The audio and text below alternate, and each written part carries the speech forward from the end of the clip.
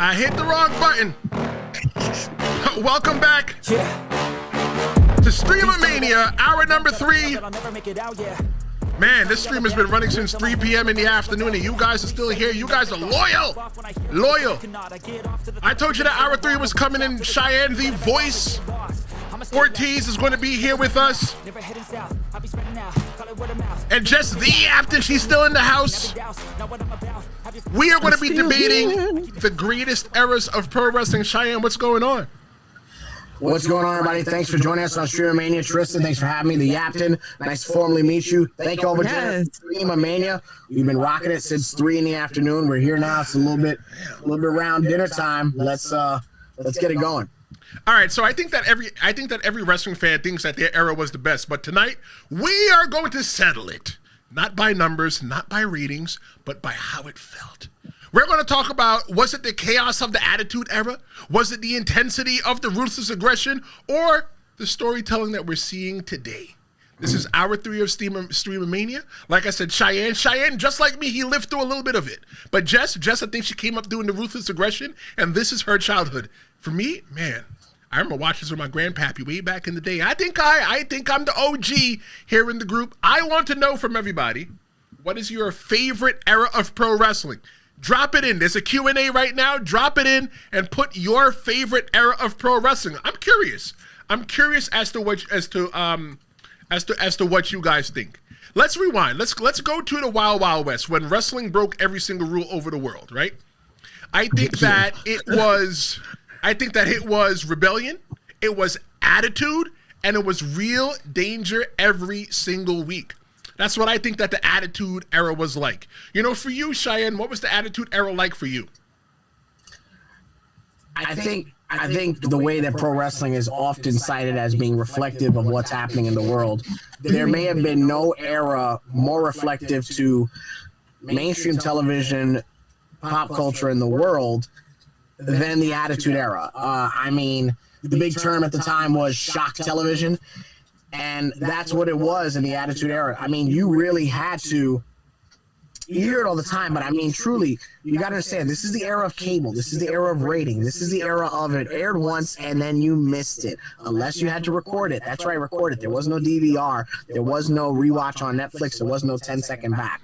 You had to watch it from week to week to week. That's why the cliffhanger endings were so important. The Attitude Era also fundamentally gave you the Raw opening. So that's why a wrestler comes out and talks every week to set up what's going to happen on that week's edition of television, because that was established during the Attitude Era. That's why wrestling shows don't start off usually with a match anymore, because it all adds up, you know, to the ending of that particular episode. And then, of course, the moments, the segments, the promos, the vignettes, and of course storylines. The Attitude Era is a huge baseline of change for pro wrestling altogether. So Jess, you were a person who you didn't watch the Attitude Era live. I think that you kind of missed out sometime. I want to know. It's unfortunate. It's unfortunate. But you went back and watched it. What's your thoughts of the Attitude Era itself? Wow. I mean, yeah, I went to watch a few of them. Couple of stuff like Triple H. Jesus, forgive me. God, forgive me. Hulk Hogan era. Like it felt like it did when I was a child. So wanting to know what would happen next. Like, you know, just like, excuse me, just like our boy Cheyenne said, it was a week to week thing. So I kind of felt out of the loop when I would be 6, 7, 8 years old, and you hear all the guys talking about, oh my God, did you see Raw? Oh my God, did you see SmackDown? And did you see The Rock? Did you see this, that? And I'm like, what? Like, what? Right. Who is this? Like, who is that? I don't know this person. So, you know, that got me curious. For context, what are some of the episodes that you can remember real quick that you went back and watched? I watched Hulk Hogan and I don't want to say his name wrong. Suzuki. It would start with an S. Big guy, big, real big guy. Wore the turban on his head. Oh, you're talking about the Iron Sheik. Iron Sheik? The Iron Sheik. Yeah. It started with the S. Yeah, so I did go back and I watched that. And I guess what kept my attention more wasn't actually the actual match. It was the crowd reaction. Oh, yeah. Crowd steals that Oh, one. my goodness. I was like, bro, you would have thought, like, this is the 90s, right? You would have thought the Knicks won. I'm like, oh, my God. I was like, wow. If this is what it's like back in the early 80s and 90s, good God. And compared to now, I was like, wow. Wow, we've come a long, long way. It has definitely grown way bigger than anyone could have possibly imagined back then. So for me, turned me out. Growing up in the what? It turned me out. All right, fine. Pause. It's a family show, Jess. I was gonna let it ride. Thank you, Cheyenne, because you're grown adults and no one, and only Trish had to point it out, right? Like what? I mean, I caught it, but I was just gonna let it go. But all right. All right, look. Honestly, when I look at the whole entire thing, for me, growing up in the Attitude Era, for me, I felt like the Attitude Era matched the world. I felt like the Attitude Era that it was cutting edge. You know, when I never forget the first time I heard somebody say bitch on television. I was sitting in the room watching Channel 11, might have been like Xena or Hercules or something like that, and I'm watching it with my grandfather, and I heard them say the word on the TV, and I'm looking at him like, yo, this all right? Because I know I can't say it, but Xena can say it. And it's like at the same exact time, the Attitude Era was taking shape as well, too. The world became really edgy at the time. And for me, the Attitude Era, I think the Attitude Era, it defined who I am. You know, when I was growing up and I was rebelling and I was trying to figure out who the hell I am, WWE was growing up with me. So I think that the WWE grows up in different phases. Depending on when you grow up and when you catch in the era, the pro wrestling grows up with you. Me and the WWE and the whole entire Attitude Era, we grew up together. You know, I saw the rise of Stone Cold Steve Austin and I saw the retirement of Stone Cold Steve Austin. I saw Triple H walking around out there telling people to suck it, and now Triple H is the head of the WWE. Triple H got me into a lot of trouble. It got me to a lot of trouble in school. It did. It got a lot of us in trouble. I'm not gonna hold you. I didn't do it, but the guys that were in my class, the little boys that would do it, oh God, gone. But suspended when for like I 2 was days. walking around, Jess, in 7th grade, telling people to suck it, I had no clue what I was talking about. Triple H and Shawn Michaels said that. I wasn't telling you to suck nothing. I didn't even know about nothing to suck. All I know was that 2 words, you can suck it. That's all that meant to me. So I want to ask you guys this, and I'm going to ask the chat as well, too. Was the Attitude Era about storytelling or just chaos that worked? Let's go to the chat. I'm going to come back to you guys and see what you say. Give the chat a little bit of love. So let's see. Yep. Heel Vega said language. I apologize. Sorry. BC said, Jess, I feel sorry for you. Heel Vega says the Attitude Era was the best crowd reactions ever. I don't know. I don't know about that. Swan-Christopher says, I'm just not catching up a little bit, but yeah, Heel, I'm going to call in around the 3rd or 4th hour. I'll keep it PG because football and beer turns me into a vicious heel. Don't get buzzed. Don't get buzzed. Don't get buzzed. Look, hey, right. Look, okay, sports and beer. It doesn't even matter what sport it is. It could be wrestling and beer. Right. Cheyenne, that beer gets you in. Was the Attitude Era about storytelling, or was it just chaos that worked? You're asking me. I think it was the beginnings of storytelling, but it was definitely all about chaos. Come on now. At the time, you're not thinking about stories. You just want to see 2 big guys wrestle. Like, all right, like going back to the whole Triple H thing. You see Triple H is not Triple H. I'm sorry. Hulk Hogan. Hogan, no, he was in the Attitude Era. He was in the Attitude Era, but he was more known for what he did before that. Okay, so you're talking about the beginnings of like The Rock, a more than established star by the time the Attitude Era happens. I got it. You also got to remember the Attitude Era is strictly a WWE term during the Monday Night Wars. True. Got it. So we're talking about the Rock era, The Rock and Rock and stuff like that. Oh, well, Goldberg, I love The Rock. Like well, I knew The Rock. That's the one name I knew from the Attitude Era. The Rock and Stone Cold Steve Austin. The What Man. That's what I used to call him. The What Man. So, I mean, it was all about chaos. I mean, I was young. I was a child. I didn't see it as a political thing. You know what I'm saying? I just saw guys fighting in the ring, and somebody had to win, and I always went for The Rock. So what do you think, Cheyenne? Was it about the storytelling or just the chaos or just chaos that worked? Well, you know, I think it's wrong to say that the Attitude Era storytelling in wrestling was already established, obviously. I think Golden Era did a great job of that. Even there were stories in New Gen, there were stories in that in-between era from 90 to 93.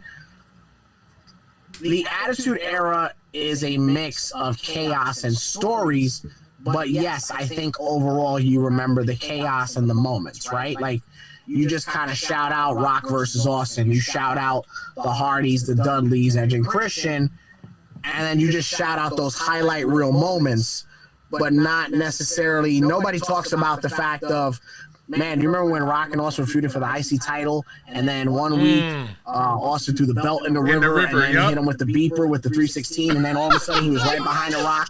Nobody says that.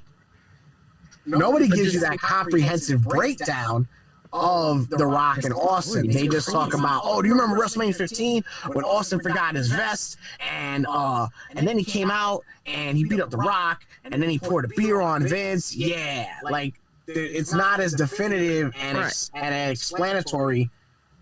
Fans choose not to be that explanatory with the Attitude Era for some reason. In my opinion, they just say, "Yeah, man, No Mercy is the greatest game of all time."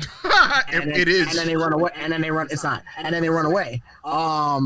So yeah, like I know I'm supposed to be the representative of the Attitude Era, and it is my era because of the time I'm born. But yeah, it's a conduit for chaos as much as it is storytelling. There's a ton of storylines in the Attitude Era, but people just shout out the moments, not the chapters.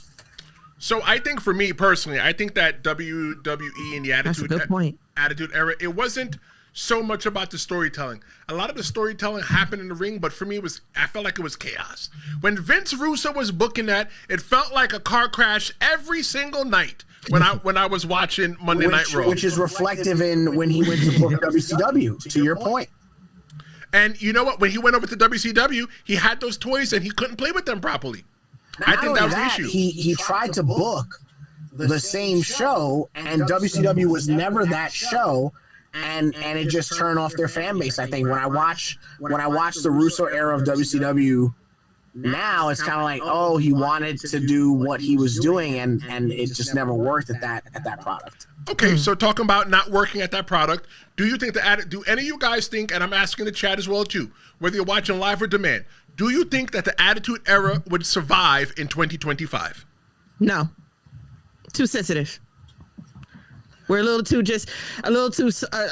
more, concerned about the health, mental health and physical health and things of that nature. So just, going to turn the TV off to watch men bloody themselves up and beat each other senseless is not gonna fly. Not anymore.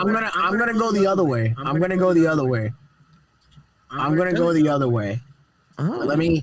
And I'm not saying that Jess is wrong here, but I want to go the other way, and I want a tight shot because I want everybody that's watching to catch this real quick. This is very important because I'm about to. You ready?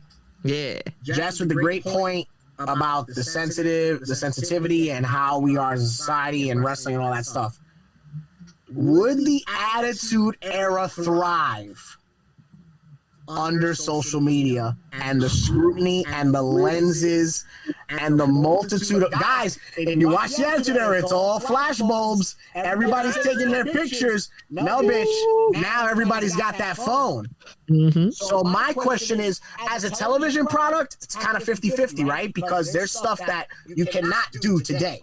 Yeah. Whether it's Golden Era, New Gen, Attitude, Ruthless, there's stuff you cannot do today. Would the Attitude Era survive under social media? That's the question.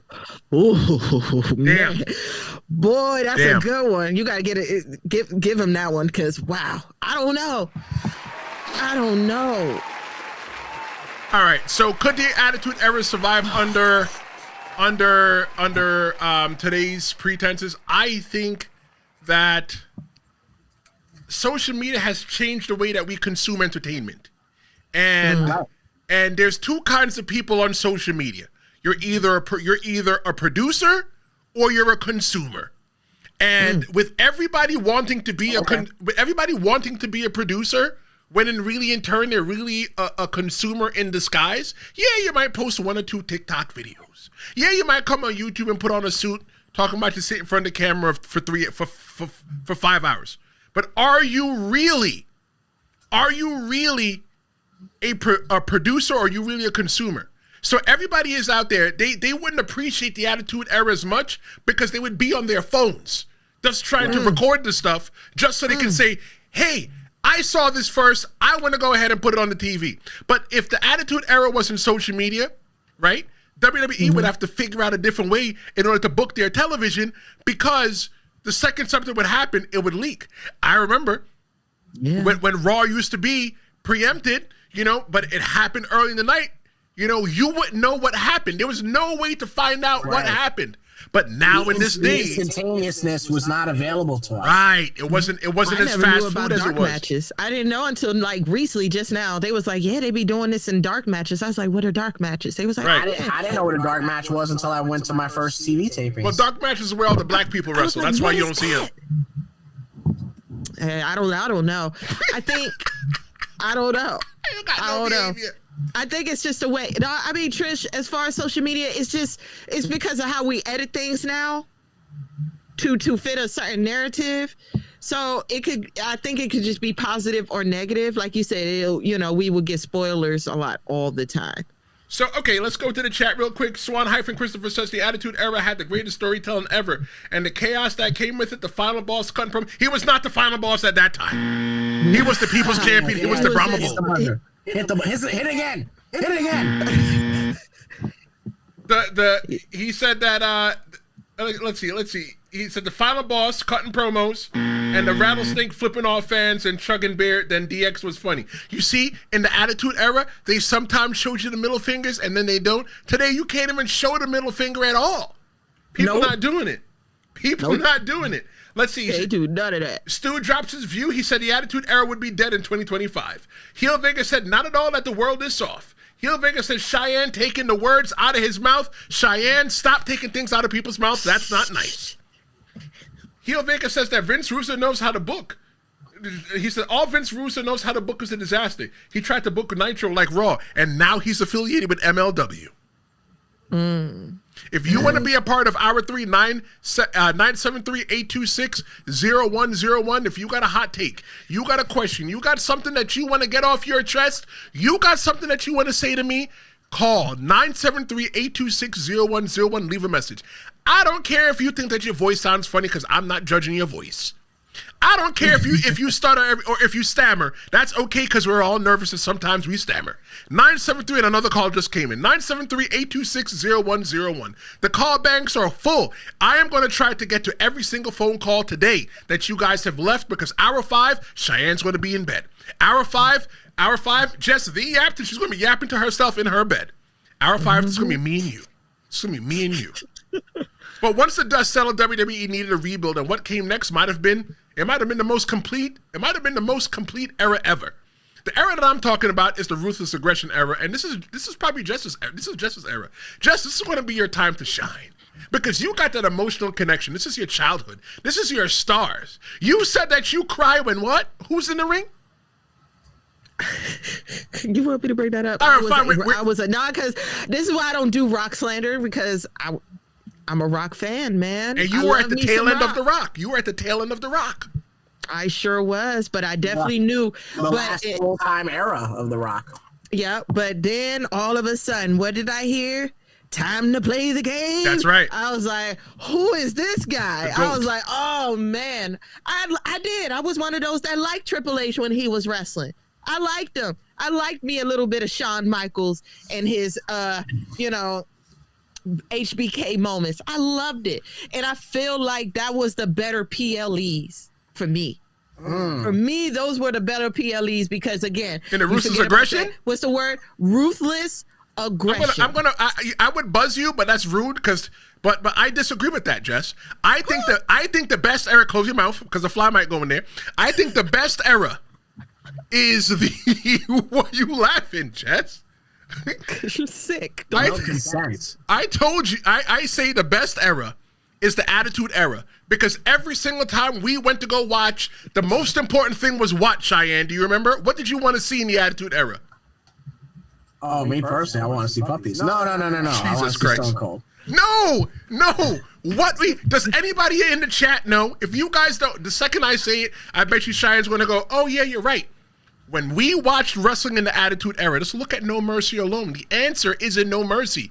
Cheyenne, take another try at this. When we watched wrestling in the Attitude Era, why did we turn the TV on the most? What was the secondary thing we wanted to see besides the wrestling and the puppies? The tertiary thing. China? Nope. No. Oh, okay. Never mind. Cheyenne? Nicole Bass. The set. We wanted to see the set. We wanted to see what it looked like. Backlash. It had the thing that was going. Yeah. Okay. Yeah. You see, we watched to see. That's true. To be fair, the Attitude Era does. I mean, again, this kind of happens in New Gen, and WCW pioneers it. But yeah, in the Attitude Era, especially in the Monday Night Wars, every pay-per-view had its own identity, its own set, its own theme. Yes. Okay. That's where it started. Because I too like to see what WrestleMania is going to look like each year. I do look. But to be fair, if you take a look at all the WrestleMania sets that lead up to even last year's is kind of weak sauce compared to the ones we had going up. Yeah. No, that set was fire. That set last year was fire. Do not speak ill. WrestleMania 41 had a really good set because they had where people were able to sit on the balcony. They had when they could sit on the balcony. Right? Okay.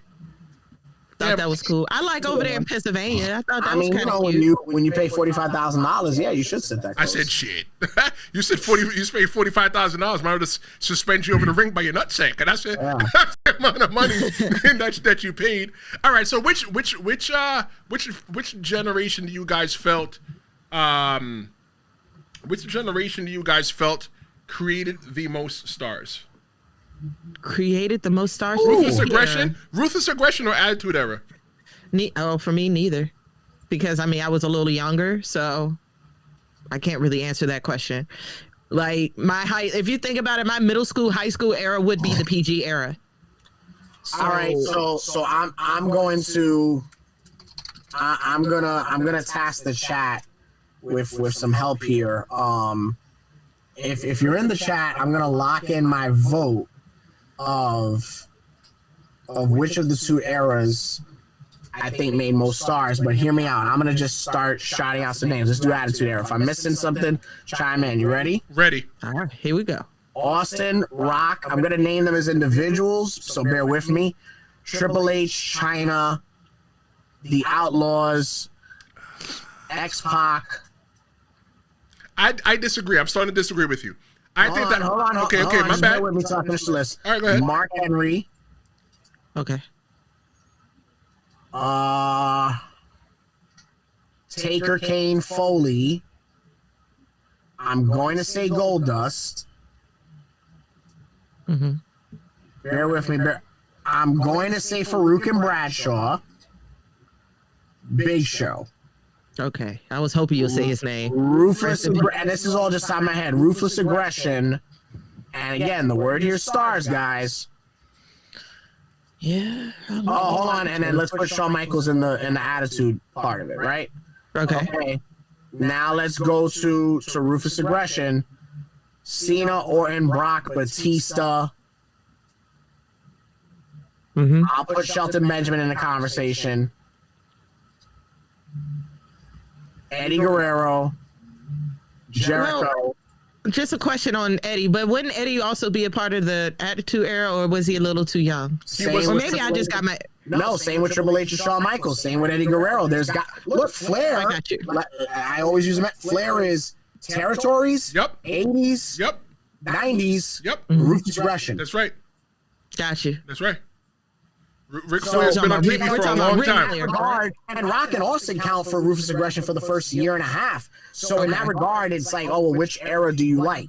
Like, because to me, I'm a Shawn Michaels Ruthless aggression guy. But you might ask somebody else, and they're like, nah, Shawn Michaels in the Attitude Era in the 90s is the way to go. So But what I'm getting at here is that the ruthless aggression era probably is the era that cultivated all the athletes that we have now, like Shelton Benjamin, Brock, Orton, Mark Henry, all those freaks of nature is what gives you a Bianca Belair, a Trick Williams, all the genetic, a Braun Breaker, all those athletes that we have now.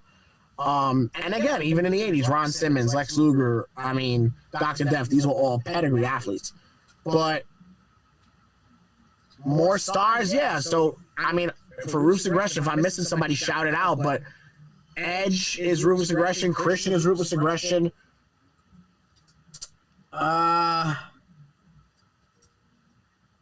Who made more stars? Oh man, I'm going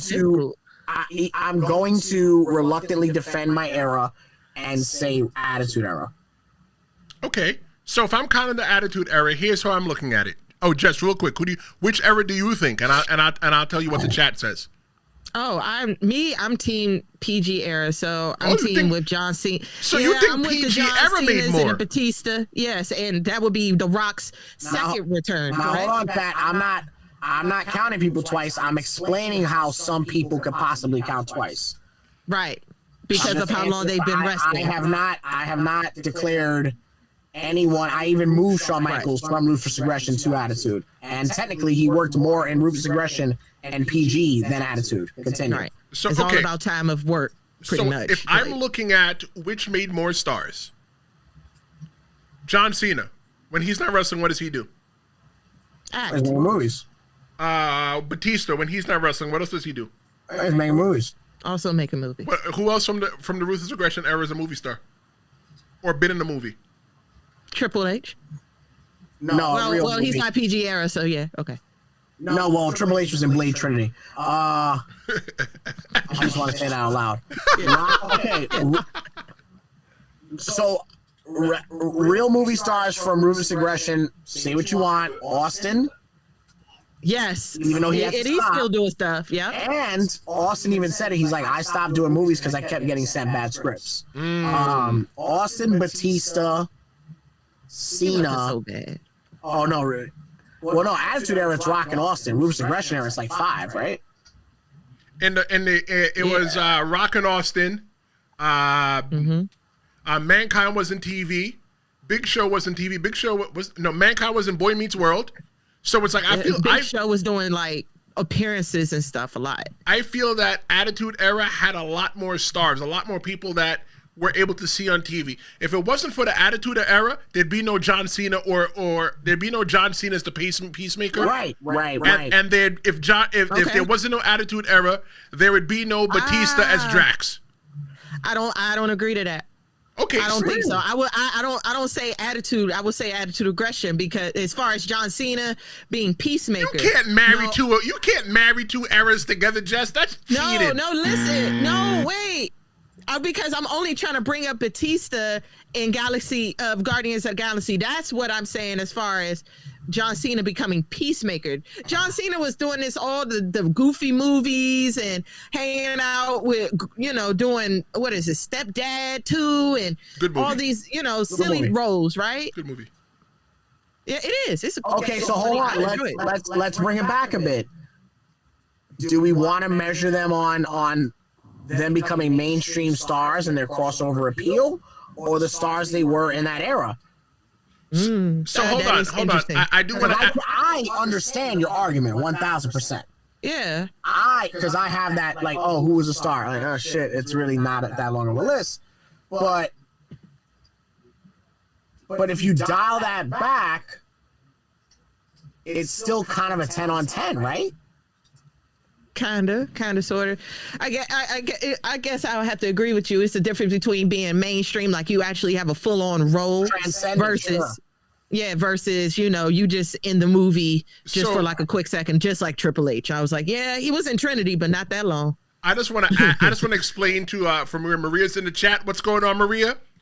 Maria says that the PG era put her to sleep, but she says, what do movies and TVs have to do with anything? The reason why I ranked movies and TVs is because I'm thinking about people that transcend pro wrestling. People that were able to go outside of pro wrestling. Like, there are people that only know John Cena as an actor. Yeah. There are crazy, people. right? There are people that only know Batista as an actor and never seen him as a wrestler. So I think that if you're looking at those kind of people, they transcend. There's people that have probably never ever watched The Rock wrestle. They know Dwayne Johnson used to do some wrestling thing back in the day, but they never really watch it too tough. Right. But they know him as a movie star. So I think that that's when you become a star, when you break out and you transcend out of pro wrestling. And the way that the WWE is now, I feel that the way that they built it is that I feel that there will be nobody ever bigger than the business ever again. So we're not going to get real stars outside of the WWE. No. I don't know, because Roman Reigns has become bigger than the business. How many movies has Roman Reigns done?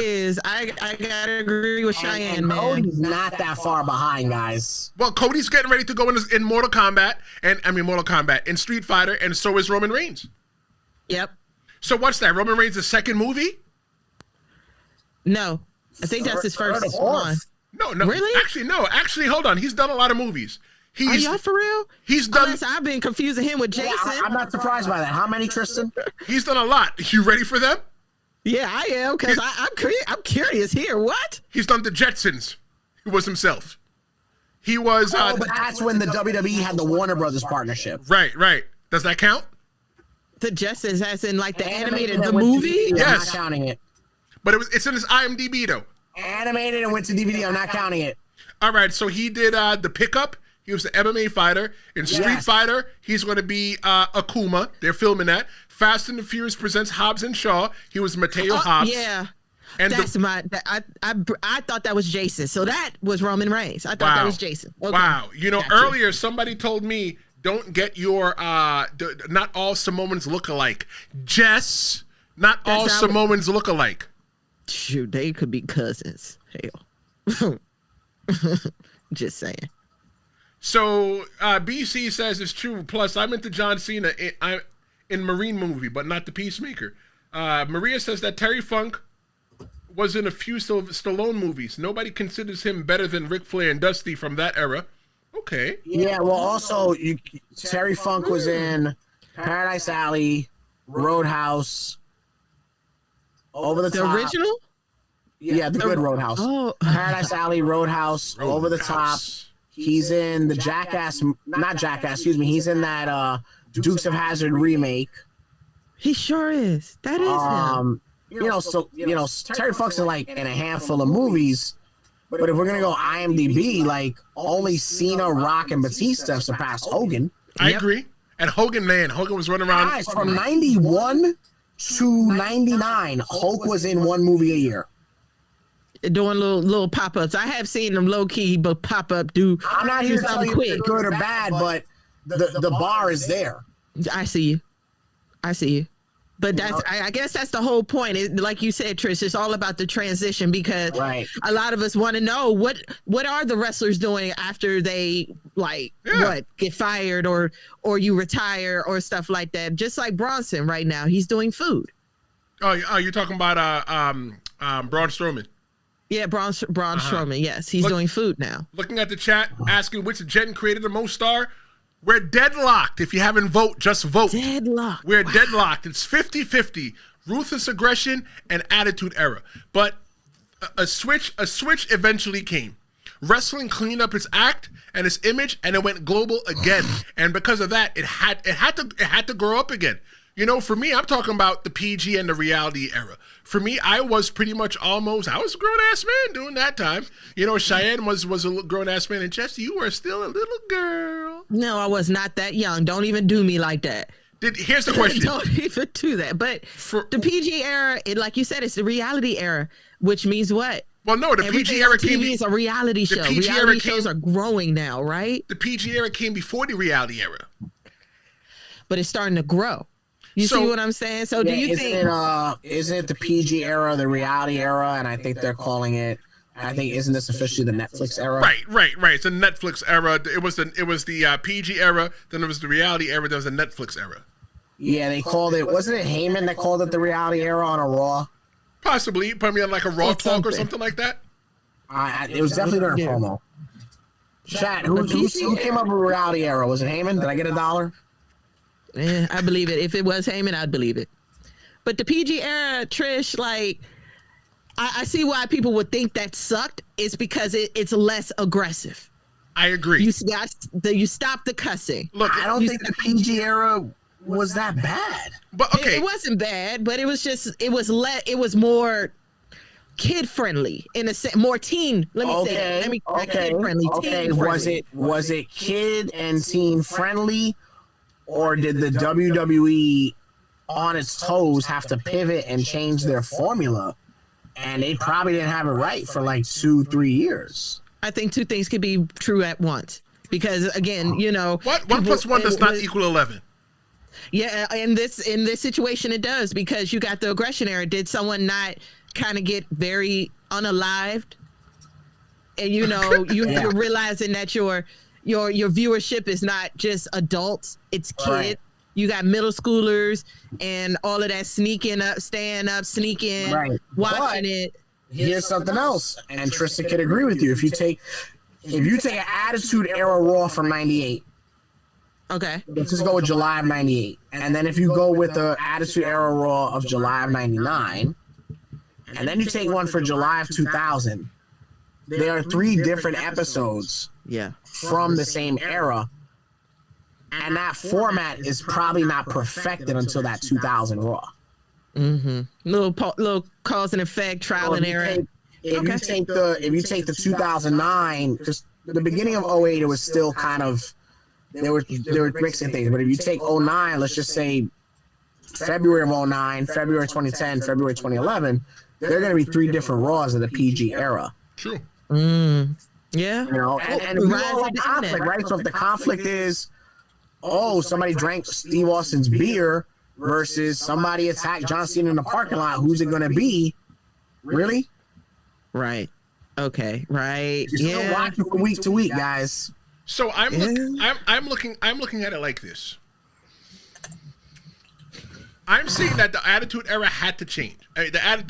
All that craziness, all that wildness and recklessness, it had to go away, because at that point WWE was more of a public company, and they were seeing that there was more money in having a company like Slim Jim as your sponsor than Stridex or 1-800-Collect. If you don't know about 1-800-Collect, you're probably not old enough for me. But at the General, I remember the General. I remember that was on there. Right, they wanted things like they wanted those kind of things. Right, but like, I think that a lot of people probably think that the Attitude Era sucked because it came to like, I used to get this certain kind of service from the WWE. And then y'all ramped it up a little bit more. Y'all morphed it. And then y'all took it all away from us and told us it was PG, it was no blood. But the matches might have been better. I agree. Yes. But look, in the Ruthless Aggression era, you got bloodbaths between Shawn Michaels and HBK. Shawn Michaels match back, where he wrestled in the brown tights. Okay. That was a bloodbath. Yeah. But you know what? In the Attitude Era, in the PG era, you got matches like, golly, it was still the bridge. There was still a bridge, because you still got matches like, like John Cena and Randy Orton at SummerSlam 2009. You got Cena and Orton, you got Cena and Batista, you got Triple H's last world title reigns. So you got Punk and Jeff Hardy, you got Taker and Punk, you got Triple H and anything with the Big Show. Rio. There's tons and tons of great rivalries, and still a lot of legends on their last full-time runs in the beginning of the PG era. Was it necessary for the PG era was it necessary for the WWE to evolve, though, in your guys' opinion? Absolutely. Yes. Absolutely. WWE is constantly evolving. And you brought up that great point about sponsorship. Go back to Paul Heyman's interview with Austin, I think a week before Mania. If you wanted a sponsor like Barbie or Slim Jim, you had to change your product to be welcoming to sponsors and advertisers. That's true. That stuff doesn't happen in the Attitude Era. Guys, Snickers would not be such a huge part of WWE advertising if they stood in the Attitude Era. Snickers stood away from WWE for years. They sponsored, I think, WrestleMania 17. It was a huge deal. I can't remember what Raw it was, and Snickers was like, "We will never work from you again." Snickers sponsors WWE every year now. Right. They are the official sponsor for WrestleMania every year. It's the official candy of WrestleMania. Right. Which is so interesting. That wouldn't have been my candy of choice. Since we're doing wrestling, you know what I would have did? Twix, or Kit Kat. But that's me. I think they've had Twix deals. I don't know about Kit Kat. Anything that's breakable. I was like, see, when they did snap it to a Slim Jim and you put them all on the table, genius. I was like, imagine if they did Kit Kats and used it as a table. Oh my God, the table looks like a Kit Kat and it was broken. Look, man, I just work here. You see the vision, don't you? Oh boy. I just work here. Oh boy. Let's see. Fernando says that the PG era was trash. Ryan Armstrong says, I say the ruthless aggression era because of Cena, Orton, and Lesnar, among others. Taker was in almost all of the WWE eras. Yes, he was. The Tiger Lily says, stop using AI. I don't know what you're talking about, but okay. There are no AI people here. They're real people. Hey, thanks for joining us. I'm AI. Thank you. Do I for real? Yeah. Huh? It's your glasses. It's your AI glasses. Maria says the Attitude Era was making record-breaking numbers without social media. Well, that's because there was no social media. I mean, there's also like no social media, dog. Right, but social media. No, actually, no.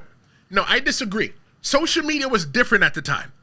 Social media was in the Attitude Era, going to school the next day. I'm like, yo, did you see Raw last night? Yeah, but Tristan, we can't sit here and compare Twitter to a random AOL group chat with 50 random ass wrestling fans talking about Raw the next day.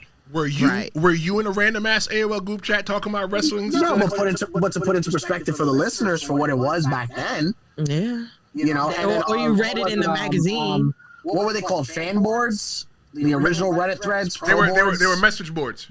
Message boards. You can't compare that to the instantaneousness of social media. Mm-hmm. It was like if you was there, you saw it. If you wasn't, there it is. Oh, dag, too bad. You know what I'm saying? It is. But it's like true. But Tristan made that point. It's all water cooler talk, all schoolyard. Oh, did you see Raws last night? You know, that's what it was. Mm-hmm. All right, so let's go back to the chat because I asked them a poll question. The poll question that I asked them is, was CM Punk the bridge between the Attitude Era and today? And right now, 71% of the people say no. Do you guys think, Cheyenne and Jess, the Yaptain, do you guys think that that CM Punk was the bridge between the Attitude Era and today? No, that would be John Cena. Bullshit. I'm sorry, it's John Cena. Hold on. Bullshit to it being Cena? Bullshit to what Jess said, yes. Yeah, okay. Wow. Yeah, I mean... And to your answer as well, too, I think it's straight bull crap. It's bull caca. Cow caca. No, I mean, you don't, I haven't answered yet. Okay, go ahead. You said no. No, because I wanted to, because I'm like, wait, why were you so, I want to hear your argument for why it's bullshit. I agree with you, Tristan. I want to hear your argument for why it's bullshit. Okay, so for Jess, the reason why it's BS that it was Cena is because it wasn't Cena. I think CM Punk could be the bridge. No. Why not? He would have let me get my argument out. My argument is this. No. My argument is this. My argument is that CM Punk reached out to the older fans, the ones that the stragglers left over from the Attitude Era who didn't get the bad taste in their mouth and walked out. And John Cena was the bubblegum chewing babyface that all the young kids hated. And when CM Punk took that belt and left, that felt a little bit too damn real, and that's where the Attitude Era taste of the Attitude Era came in. No. Oh, okay. No. The bridge between the Attitude Era and all eras of pro wrestling, it could have been Hulk Hogan, but it wasn't. It's Steve Austin. Good point. Okay. Steve Austin competed in the territories, and the pre-Monday Night Wars was the biggest draw of the Monday Night Wars. His absence forcibly caused the Ruthless Aggression Era. Okay. And he just competed, what was that, 3 years ago at WrestleMania? 4 years ago? Yeah. Yeah. Steve Austin is literally the bridge of 3, maybe 4 eras of pro wrestling. There are kids who have no clue who Steve Austin is, and when his music hits, they go batshit. Because their papa's going crazy. Between him and what's his name? Undertaker? Punk was not a star during the Attitude Era. Was he wrestling? No, but he was the bridge. He was not a star. He was the bridge. No. He was by the time Punk becomes a national success, that era's done. Right. But he was the one that made the fans that were stragglers left over from the Attitude Era goes, you know what? He would have survived in the Attitude Era. A lot of guys would have survived in different eras, but that should have justified him being the bridge. Can I tell y'all why it's John Cena? Okay, go ahead, Jess. Why is it John Cena? Because we made it to the PG era because it became more kid friendly. Who started bringing more kids around and showing that they love kids and hugging the kids? John Cena. All that Make-A-Wish stuff involving kids with wrestling. Once the industry realized that it wasn't just young adults anymore, you had K through 12 children watching it, they had to adjust. Because why? Their parents would think it's a little too bloody or a little too violent or a little too mature. The stigma of wrestling, okay. The stigma of wrestling, like it's too violent. It's just a bunch of brutes beating on each other. When John Cena came in, oh no, it's more than that. You got this guy who's fighting for the kids that everyone says allegedly hates him, but they don't. Well, the kids in the back, the kids in the locker room don't like him because he's good. I don't agree with the argument, but it is strong. That's my only reason. It's like when John Cena started involving more very like kids, and I'm talking elementary school, middle schoolers, not high schoolers, kids that, still are trying to develop the mental state of what's considered of controlling their violence. Learning that, you're doing these moves, but there's technique to it. You know what I'm saying? Imagine if John Cena wasn't there. How many kids would have gotten hurt because you and your brother decide that y'all want to try wrestling moves on this rinky bed and now you done broke your arm? Right. I'm being for real. This is it could be a safe space. This is a safe space for kids and that we are not all violent. So no, the argument is there. It's solid. I just don't agree with it. I got you. You have not made a wrong point. So at all. And now we're here. Let's move on. Now we're here. We're talking about a new generation mixing everything that came before. I'm talking about the modern era, the Triple H era, whatever you want to call it, the AEW era, the global wrestling era.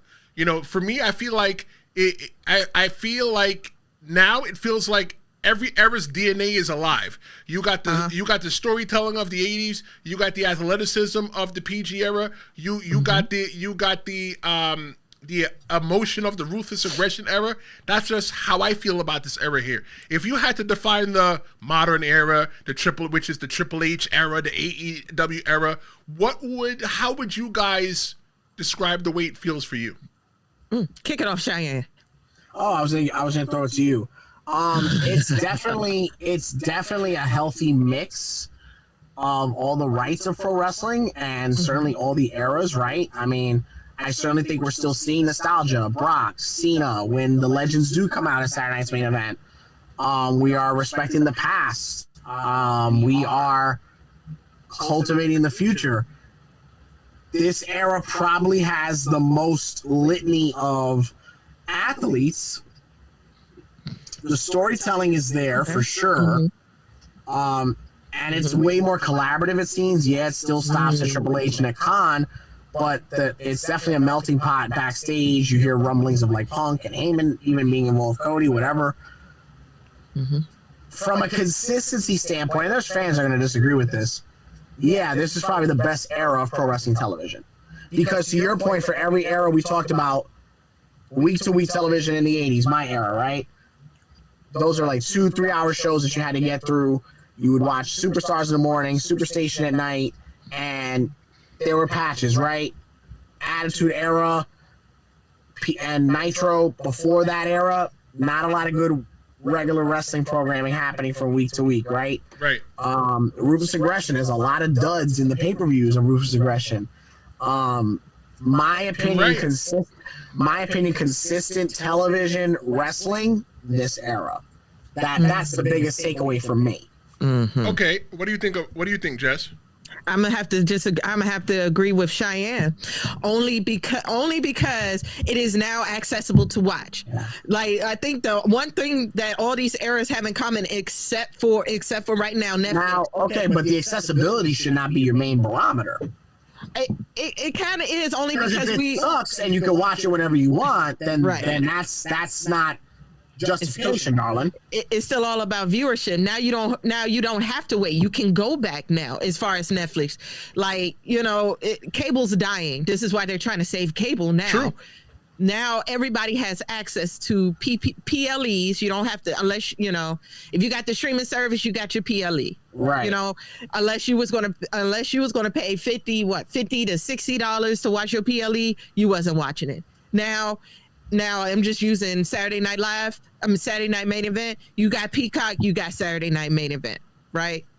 Well, that's not a new thing. That's an old thing from like way back in the WrestleMania 1 days. Yeah. But Jess, here's what I want you guys to look at. I want you the question that I'm asking the chat, and I want to ask you guys. Actually, you know what? I'm not going to ask you. I'm just going to answer it because I want to give you guys something better to do. I want you guys to pick an era. Whatever era it is, you're going to get 30 seconds to stand on your business and convince everybody that it was the best era.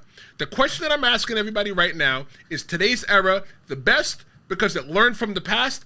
80% of the audience says yes it is, and 20% says no. I think that this era is the era that learned from the past because the wrestlers, they've built more longevity into their careers. They now train better. They now do DDP yoga. They now stretch a little bit more. It's more than just lifting weight. They now have functional muscles that don't tear as easy. I think that this era right here, they learned from the previous wrestlers that were probably doing drugs and drinking in the locker room. Now, people like me and Cheyenne, we used to play Uno in the locker room. That was something that we did because I'm not coming. Still hasn't beat me.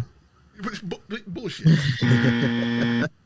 All right, so I'm going to give you guys 30 seconds to stand on your business, and I want you to defend the era that you think is the best. Who wants to go first?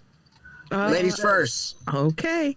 So I'm going to have to give it up to this era right here, the Netflix era. Just like you said, Tristen, they are more healthier. They're trying to stay, they're healthier. They're more athletic. They really do care about themselves, that they want to wrestle for a long, long time. You're not doing too much drugs or doing miscellaneous stuff outside of your matches. You want to be here because why? You have more kids. You have more children that look up to you in this industry. It's not just adults that just want to see y'all bump heads every week. No, there are kids that look up to y'all. Hey, you can buzz me all you want to. No, I'm buzzing you because that's your time. I'm buzzing you. That's your time. Yeah. It's all about the kids. Oh, my bad. This is for the kids. The kids can see that, if you stay in health, you stay healthy, you'll be a good wrestler. My bad. I thought I said something wrong, Trish. You just ain't right. Almost let an F-bomb out for that one. Damn. All right, Cheyenne, prove your case. What's the best era? Hulk Hogan, Ric Flair, Randy Savage, Sting, the Road Warriors, the Ultimate Warrior, Andre, Dusty. From 85 to 95, sit back and relax. It's the first dozen Starcades, the first 11 WrestleManias. It's superstars, megastars, and a soundtrack second to none. A consistent portfolio of big profile matches and moments that get you to the era that you're so privileged to watch at any time today. It's the golden era. Sit back, relax. 85 to 95, the best era of all time. Mm-hmm. Damn. All right. Cool. You even had 2 seconds. Shout outs to the golden era, to the Trailblazers. All right. So let me go ahead and prove my case then real quick. I think that the best era of all time was definitely the Attitude Era. The Attitude Era felt so fun. Like, it's like, I can't even let my son watch the Attitude Era until he becomes a certain age. And the Attitude Era is what made it for me. Like Stone Cold Steve Austin showing up with the bear truck, that did it for me. Like the Rock getting thrown into the river, that did it for me. The Undertaker making me feel like the world was going to be over, that did it for me. The Attitude Era is the greatest era of all time, and even though I don't think that it should come back, I think that it's something that should be celebrated a lot more. Mm-hmm. In hour 4, we are going to be, Cheyenne and I are going to be the only two here. Jess is going to go I don't know. Jess, what you going to go do? Feed my face. She's going to go feed her face. I'm going to go feed my face. But for hour 5, I want you guys to call 973-826-0101. We are getting ready to kick off the next hour of Stream-A-Mania. Can't believe that I'm still here. But at the end of the day, wrestling is not about which era was best. It's really about the one that made you feel something. You can see that by Cheyenne giving his era that made him feel. I gave my era that feel, and Jess gave her era that feel. It's about the emotion that connects every generation of fan and every performer who's ever stepped inside of the ring. Well, we're getting ready to go into episode hour 4 of Stream-A-Mania. Jess, thank you so much for hanging out. Can't wait to see you again. Jess will be back on Monday for another episode. Cheyenne will be here with me in hour 4. Make sure you call 973-826-01 to be a part of Stream-A-Mania hour 5. We're looking forward to seeing what you got to see. Keep it locked. This is Stream-A-Mania on the Tristen Law Show.